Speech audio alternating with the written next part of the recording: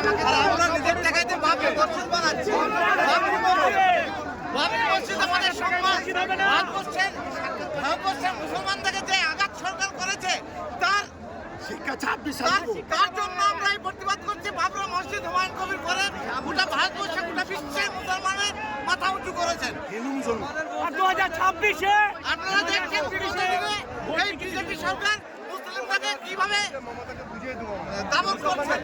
এই মমতা ব্যানার্জি খেলা করছে, অন্য কিছু না। তাই মমতার বিরুদ্ধে আমরা এসেছি।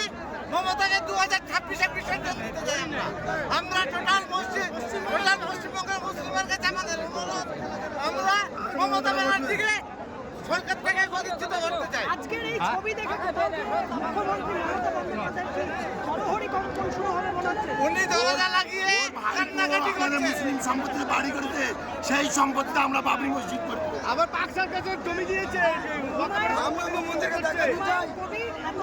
কাজ করছে, কিন্তু মুখ্যমন্ত্রী মমতা বন্দ্যোপাধ্যায় একবারও এই মঞ্চ থেকে হুমায়ুন কবির ফাটছে, মমতা ব্যানার্জি ফাটছে। উনি বললেন কেন? উনার তো ফাটছে। তো টাকা দিয়ে ভোট করে না, মানুষ আছে ওর পাশে। ইমানদার নেতা, ইমানদার নেতা। হুমায়ুন কবির পুরো মুসলমানের পাশে আছে, যেটা ইয়ে নয়। সাধারণ আছে ওর পাশে। হুমায়ুন কবির পাশে কেউ নাই। হুমায়ুন কবির ইমানদার নেতা, মুসলিমের মাসিহা। প্রথমে জানাই ভারতীয় সংবিধানের প্রতি আমার ভালোবাসা এবং জানাই বাবা আম্বেদকর যিনি আমাদের সংবিধানকে ভারতবর্ষের